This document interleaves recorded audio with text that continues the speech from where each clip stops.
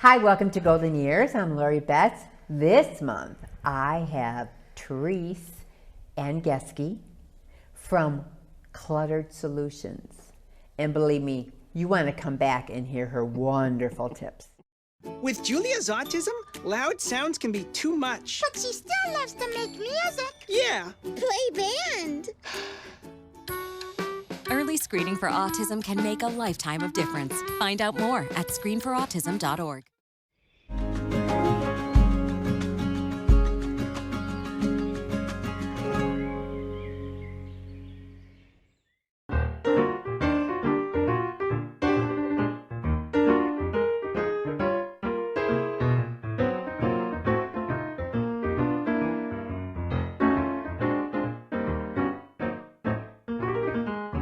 Hi, welcome to Golden Years. I'm Lori Betts. And my special guest, I think I met just a little bit too late in my life, but I want to share her with you. I have Miss Therese Andjeski, and she is here talking about clutter. She has her own company called Cluttered Solutions, and if I would have met her maybe a year ago, she would have been my best friend for life.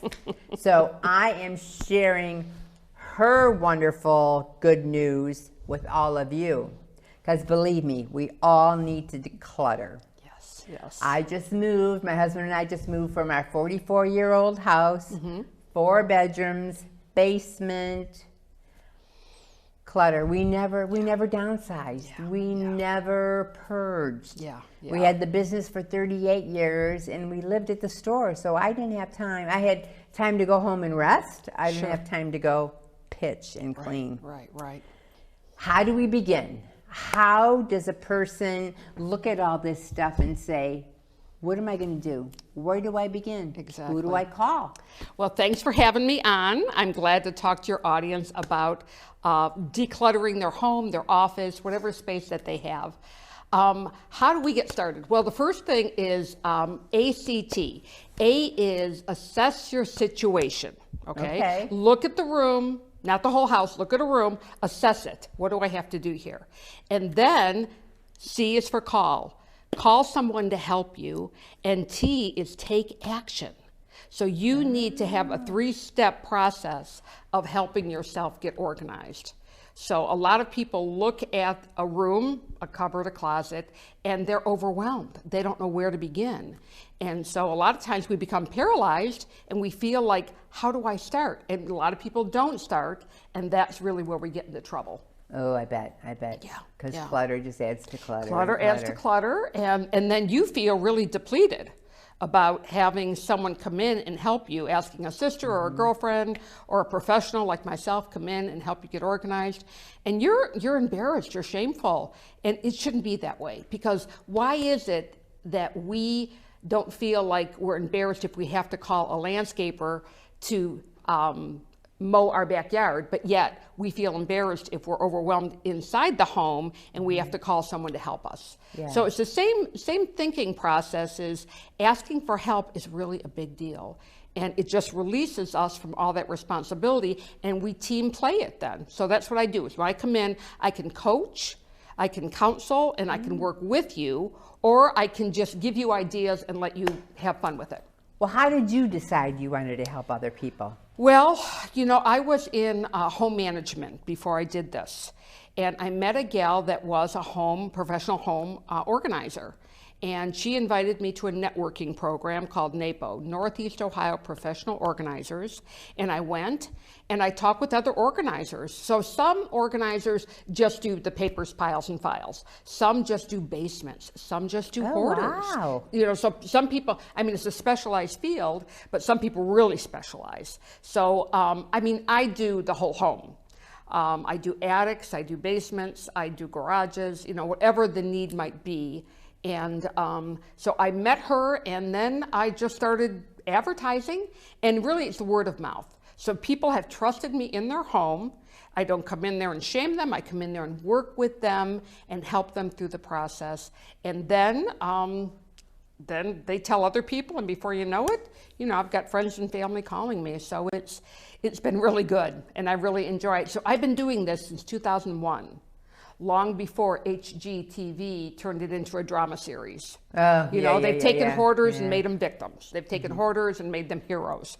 So the whole idea for me is to use the gifts that I have and help people sort through items that they have in their home and help them to live more creatively. Because when you have so much clutter, you're stuck.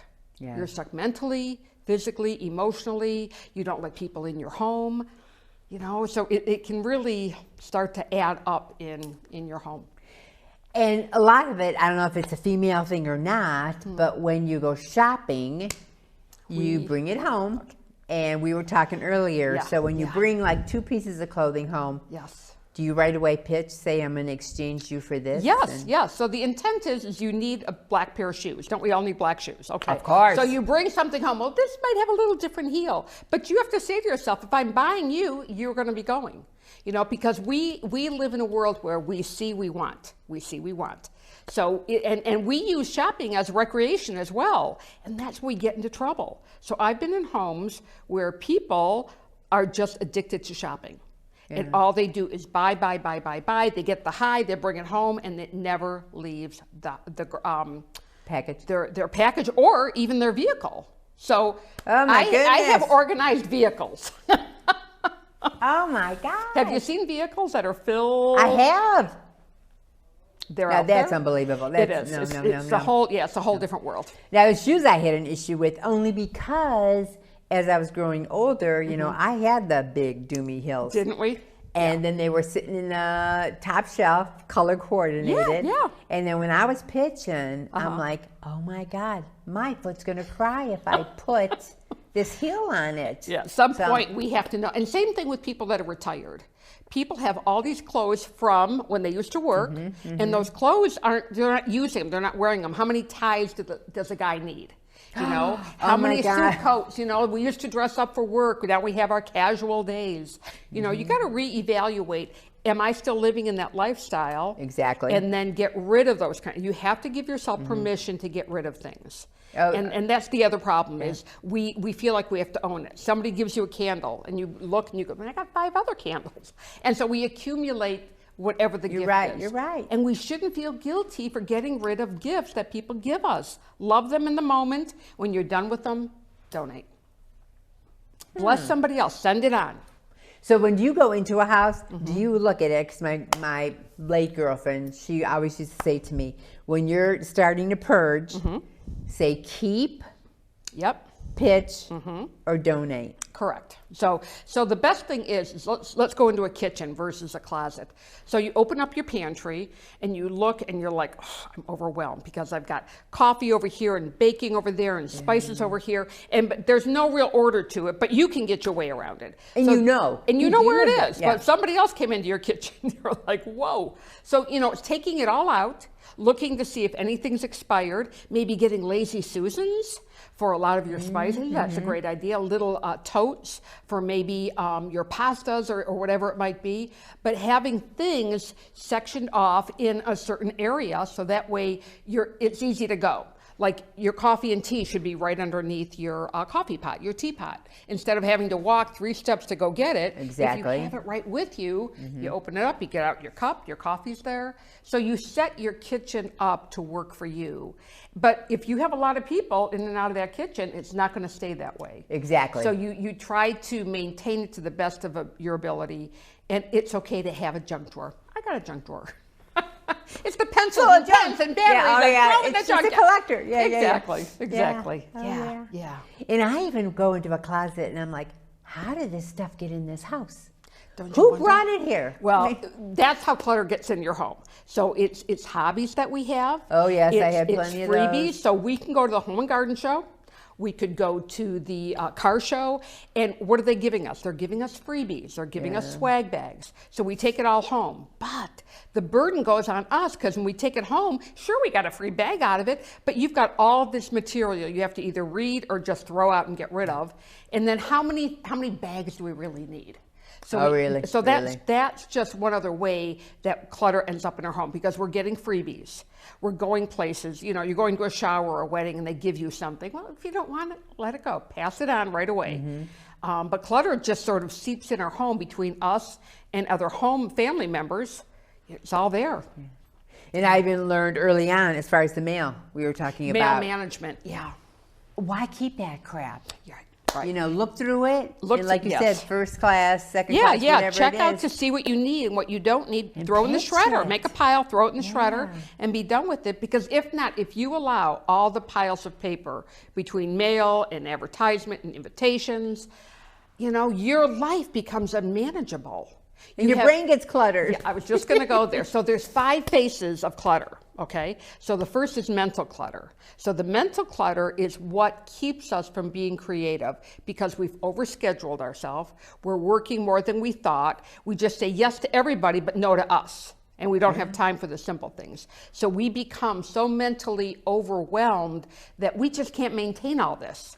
And then we have what I call general clutter. So general clutter is where you walk in your house and you drop your purse here, maybe a book there, your iPad, and you're just dropping things as you go. And maybe you forgot to fold the clothes on the couch from last night, so there's clutter there. Maybe you have books that are stacking up that meant to be in the bookshelf, but you didn't get there. So you're looking around, now you're seeing just general clutter piling up too. And so going into that. And then we have someday clutter. Someday we're going to get that fixed. Someday we're going to finish the Afghan.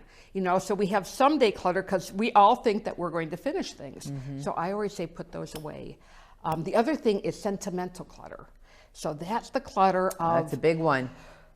We all want the pictures and the things from, you know, and it's okay to have those. You can have those. But put them in some type of tote and put them away and give yourself so much space to have those sentimental things, you know, because normally our kids don't want our sentimental things because they're our memories. So I always say take a picture of the items you want to keep and have it in your phone. So instead of having the item, because a lot of times we don't have the space in our home to keep everything. We think we do, but we don't. But this generation... Yeah, you know, this generation doesn't really want our stuff, do they? They don't. No one. I've heard from so many of my friends, the kids are like, get rid of it, Mom. While you're alive, you better clean out that house and get rid of that stuff. If not, they're going to have to do it for you. Yeah, or else they're going to get the dumpster and they're just going to pitch and not question it. My one friend said to me, she said, call me over when you're ready and I'll pitch everything for you. And I'm not going to think twice about it because it means nothing to me. Right. I said, okay, I'm not asking you over then. But in that point, it helped your mind go through those memories at that time. Well, you know what? It gives you an inventory of what you've collected. Correct. Then you say to yourself, why did I collect all that? Why did I keep that? Yeah. And then you start to, when you start to detach, I'm telling you, the creativity, Lori, that comes back into your mind, you start to just being a new person because now you can have people over your home because there's a place to sit. Yeah. Now you get people over because you cleaned up that little corner, we call them hot spots. You know, that hot spot where a lot of guest bedrooms end up to be a hot spot. Because why? Because we don't know where to put it. And you close the door and no one goes in there. Yes. Okay, hold on, Therese. We got to take a real quick break. All right. And we will be right back. And you're going to learn some more tips about clutter.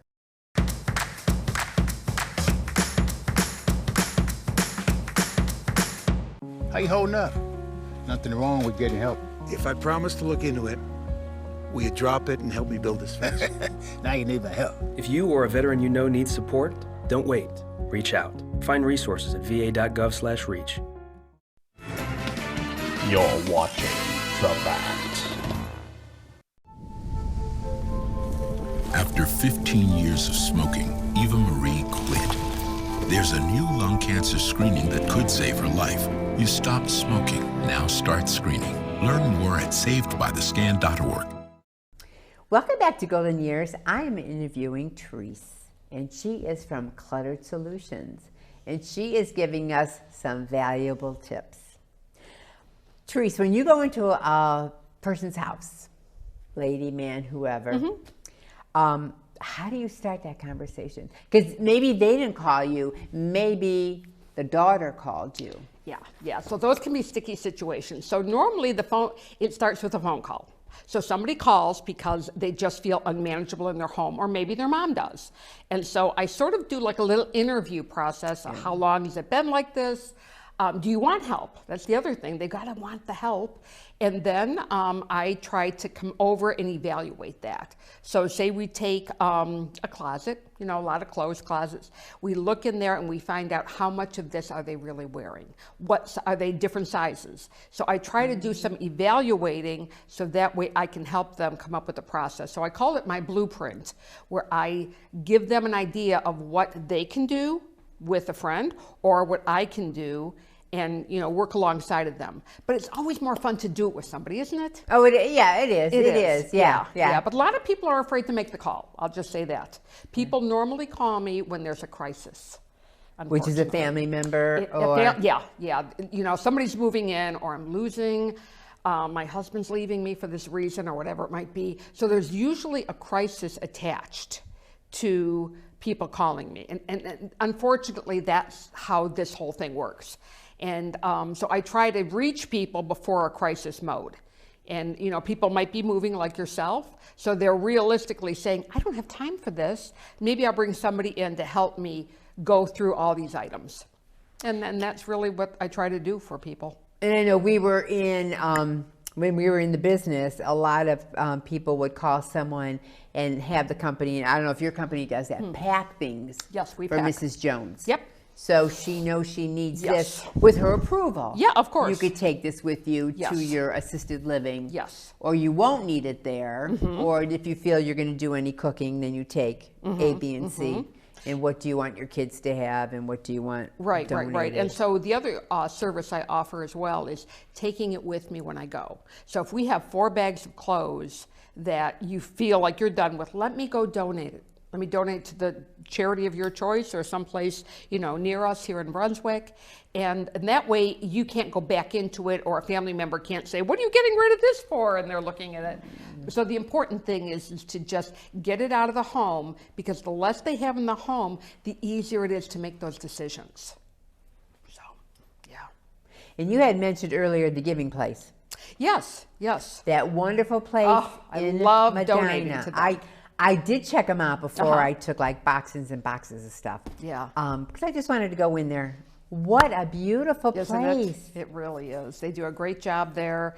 And they're really helpful. So when I pull up with a carload of stuff, those ladies come rushing out, taking the stuff in. Yeah. So they are a blessing to the community. And it's not going to get dumped. They're going to put it on their display. Right, and you're going to say, that didn't look that good in my house. I know. I wandered around there and I'm like, I cannot believe this. How they can take all the leftovers. And we can do that in our own home. The problem is we have too much. We have too many pictures. Accumulate. We have too many pillows. We have too many decor items. And then we don't know what to do with them all, and we don't do anything. And I donated a lot of our pictures. I have nothing on our walls right now because I'm not ready for them. Yeah. But my girlfriend's husband came over and he says, Lori, you need pictures. And I said, I don't think so right now. Yeah. I said, I'm happy being settled. Yes. And when the time comes, I'll think about the walls. But I thought, I'm not missing them. Good. It's weird. Yeah, just you have to settle in your rethink. new place. And when you see something that you love, you might put it up on the wall. And you could do it organically instead of feeling the pressure of, I got to get these walls done. Exactly, Yeah, and that's atmosphere clutter too. How many times do we over-decorate and then we have all this atmosphere clutter of things all over the walls, candlesticks everywhere, books everywhere. And so again, all that atmosphere can really create anxiety. Yeah, definitely. Because then when you're going to dust, I'm like, I thought. And then you don't dust. And then you don't dust. I know, So I was a collector, and I still am, because I packed them away because I can't part with them. What were you collecting? Precious moments. Yeah. Okay. I must have a dozen bins full. Oh yeah. Oh yeah. I mean, number one, the money. Yes. And I know they're not worth anything right now. Aren't, but you get rid of it when you're ready. See, that's just it. We don't exactly, take anything from you. We say when you're ready, you'll say, I'll give a box this month. I'll give a box next month. Yeah. So, I collect heart-shaped rocks, and they're hard to find. I probably find 1 or 2 a year. So I have a shadow box with some, small ones. And then most of them I keep in a garden outside. I have a little garden area for that. Yeah. But I thought the same thing. If I start collecting something, everybody gives you something. Teacups, oh, let me get her a teacup. And then you have 45 teacups, and you don't want to dust them, and you don't know what to do with them, but so many friends gave them to you, and you feel like you have to keep them all, and I'm giving you permission. Get rid of them. Yes. Oh, Just walk away. Donate and walk away. Yeah. People still have DVD cassettes, but they don't have the player anymore. We keep old electronics, and they're useless. They really are. So, evaluate what you have in your home, and does it represent you? Does it represent your lifestyle? Exactly. Can you maintain what you have? If not, let her go, let her go, let her go. And I'm telling you, you're going to feel so much lighter mentally that you're going to enjoy your space more. Oh, definitely, yeah. Yeah. Because number one, then you don't have to dust it and clean around it. Right. Yes. Or move it, change it. It's an experience. So, and I even tell people when I see them, I said, if you're going to start to declutter, you better start doing it now. Don't leave it for your kids, because your kids are going to be ugly. Because I've been hired by families to go into a home, and the family has gone through and they've taken everything that they don't want. So, then I'm boxing up things, to take, and then I'll bring one of my haulers in. He can haul it all away for them. So, it's a three-step process. I can come in, help evaluate, box it, bag it, get it out of there, and that way they can move forward with the sale of the home or the rental of the home or whatever it might be. Because we are procrastinators. We put it off, and then the problem becomes so big that we are paralyzed by the problem, and we want to enjoy our homes. Exactly. And I want to say one other thing about bedrooms. The bedroom has become a place where we sew, we have a computer in there, we're supposed to sleep in there, we may do our makeup there, and all of a sudden there's so many zones in that room, and you wonder why you can't sleep. So the idea is your bedroom should be an oasis for you to just go and relax. So if you have a home where you're doing sewing, you're doing crafting, you're doing hobbies, you've got your computer in there, you jump out of bed because you forgot to send an email, get it out of there. Yeah. Have separate spaces. Yeah, have separate spaces, designated spaces. If you have an office, make it the office. You're not going to sleep in an office, so why would you bring your office into your bedroom? Exactly. So, sacred space is real important in your home. Well, that's what I did, because that right away before we moved in, I said, okay, I want this front office with the bay window. I said, that's going to be my office. Because you have to pay bills, they're not going to go away. Right. And you still do emails. Yeah. I just want that to be my space and my go away space in the morning. The dog's not going to bother me and the husband's not going to bother me. Right. So I just want my alone time. Yes, yes. And that works perfectly. And that's a very good point, because at night when I'm done, the tablet goes with me and in the bedroom, and I just veg for a little bit.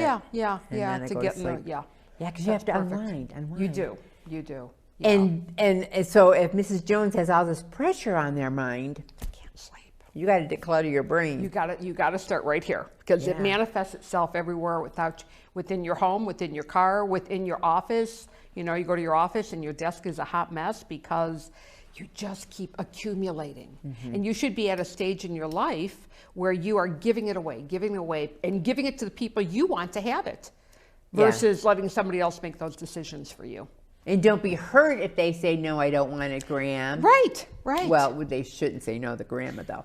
But then just donate it, like you said. Because someone else out there is going to want it. Yes. They're going to display it someplace beautiful. Somebody else will be blessed by it. And really, we brought joy to the world, haven't we? Exactly. Yeah. So what advice do you want to give my viewers? Well, how do you begin? Where do you begin? Besides calling you? Yeah, besides calling me, let's do the plan, okay? P is prepare your mind for the project, okay? So think about maybe your bedroom. Okay, so prepare. You're preparing your mind that we have to go in there and start getting rid of blankets or whatever it might be. L is make a list for things that you have to do. Okay, so what does that look like? Do you have to get things off the wall? Do you need help with something? But make a list of things that have to be done in that space. A is ask for help. Like I said, it's so much easier if you ask for help and let somebody help you. And then N is to take a nap. No. I like that one. Notice your change that you've done. You may not have gotten the whole bedroom done, but notice your accomplishments of what you have gotten done. Instead of saying, look how much more I have to do, it's more like, look what I did. Yeah. Notice that. So a lot of times we look at the unfinished, the glass half empty versus half full. Right. And so, yeah, so that's, having a plan, P-L-A-N is what I like to say. Very good. Yes. Thank you. And stick to the plan. Stick to the plan. Yeah, And if one day you put that plan on the shelf, you better jump back on it the next day. Yeah. Find someone that will help you be accountable. Yeah. That's the other half is accountability. Maybe you have a girlfriend or a sister or somebody that will say, let's get this done. Let me help you get this done. Okay, so throw out your phone number. Okay, my number is 216-598-3136. And the name of my company is clutteredsolutions.com. And if you go to the website, you have to go to the before and after pictures. Okay, They so are it's user-friendly. Oh, very user-friendly. Oh, I'm Absolutely. gonna go yeah, there. Before and after pictures, I probably have 20 to 30 pictures of people that give me permission. But I always take a picture before of an area and then after, and I give that to them. I normally will text or email that to the homeowner, and I'll say, can I put that on my website? That was really a powerful job we did together. And a lot of people will say yes. Some people say no, but there's enough, before and after pictures to go around. What a great idea. Yeah, it is. Oh, and it's empowering for them as well. So it goes two ways. Yeah. And then when you walk into a room, whether it's a cupboard or several cupboards, in your mind you think, oh my God, that cupboard is so organized. Yes. I can do more. Yes. I've taken charge of that. Yeah. You've got the power over the cupboard instead of the cupboard having the power over you. Because how much we open and things can be dropping. And really inventory your food, everybody. Because if things are expired or things have been open for more than a year, let it go and buy fresh. Definitely. Just let it go. And if you have a lot, there's food pantries. If things aren't expired, take it to a food pantry. Bless somebody where you can just get rid of that in a positive way. So, yeah. Some guy came in to our place with cans and cans of tuna. They weren't expired, but Dad felt he had to have the tuna in the house. Okay. I'm like, oh my God. Yeah. Some people have addictions towards certain things. I worked in a home and the woman was addicted to envelopes, all sizes. So wherever I went, I would find boxes and boxes of envelopes. That was her thing. That was her addiction. Yeah. Oh, wow. So everybody has a different thing but every time she shopped, she would buy envelopes. Did she let her write or no? She you know what, she was a genealogist and I think she did some correspondence. But yeah, so when I showed her, I counted them and just like, do you know how many we have of these? So she donated at least half of them, but she could have donated 75%. Because really, how many envelopes can you really go through? I hear you. But yeah, everybody has their little fetish. Yeah, we do. We do. Yeah. We're all people. We're human. Yeah. We are. Yeah. Well, thank you so much for joining Oh, thanks for having me. This was fun. I love the conversation. Well, thank you. Yeah, absolutely. And I hope people call you and say, I hope so do too. need help. Let's just have that conversation. Let's start Exactly. there. I like your letter alphabet plans. Yes. The act and the plan. So yeah, shoot me a call and see if I can help you out. Good. Okay. Viewers, reach out to Therese. She'll help you. Thanks for watching us, and we'll see you next month.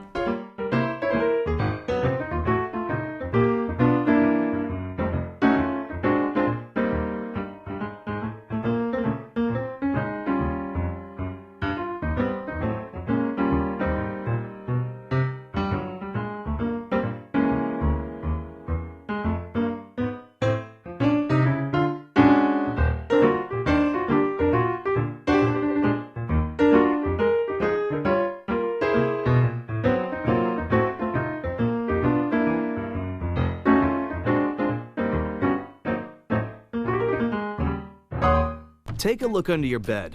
Find stuff under there? What about jobs? No? Now try your closet.